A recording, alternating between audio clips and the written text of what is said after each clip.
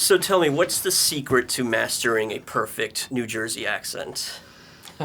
Well, I grew up in New York, so for me, it's it's right across the old Hudson River. So I spent a lot of time in New Jersey.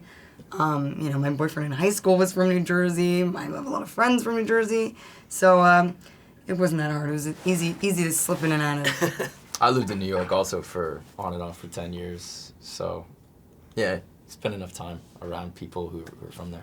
Do you know guys like Don Jon and the friends he has in the film? Don't you? If you live in New York or New Jersey, I guess. I think there's guys like that everywhere. I grew up in the San Fernando Valley, which is a suburb of LA, and so that's part of why I wanted to set this movie in kind of the suburb of New York.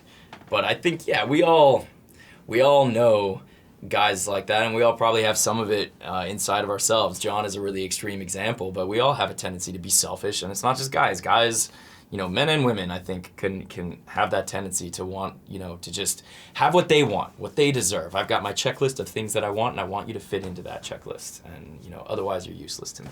I'm sure you have so many ideas of what you wanted your directorial debut to be, so why was this story in particular the one you went with first? Well, it's a story about how media sometimes leads us to treat people more like things than like people. And I've always paid a lot of attention to media, TV, movies and stuff. I've worked as an actor since I was a kid, and especially in the last few years I've been hearing it a lot. People say like, why can't my life be like that movie, or why can't I find somebody like you in that movie?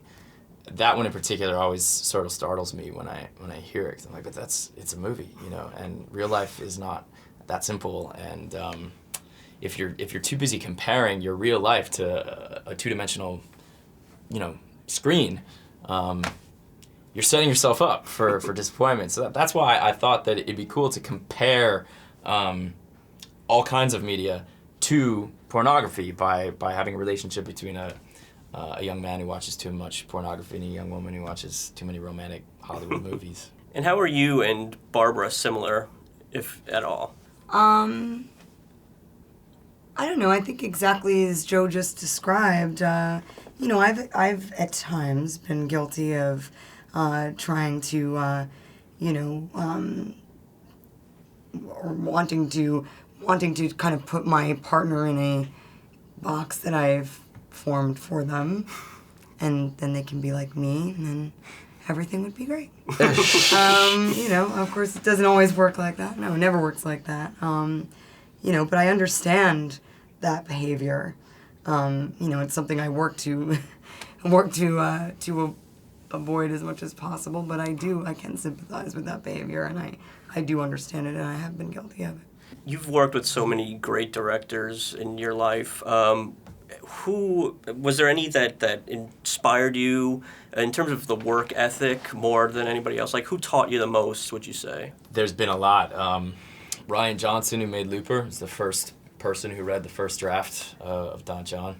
And when he liked it and said, I think you have something here, that was a big turning point for me. I was in the middle of shooting The Dark Knight Rises when I was finishing that draft. And I told Christopher Nolan about my plans. And what really felt great was he took me seriously. And not just by saying, like, sounds good for you. What he started doing was asking me questions, hard questions. And the fact that he would take me seriously enough to ask me those questions really meant a lot to me. And I think did a lot to prepare me for the onslaught. Directing a movie is a lot of work, and I loved it, but I had some really great examples to look up to.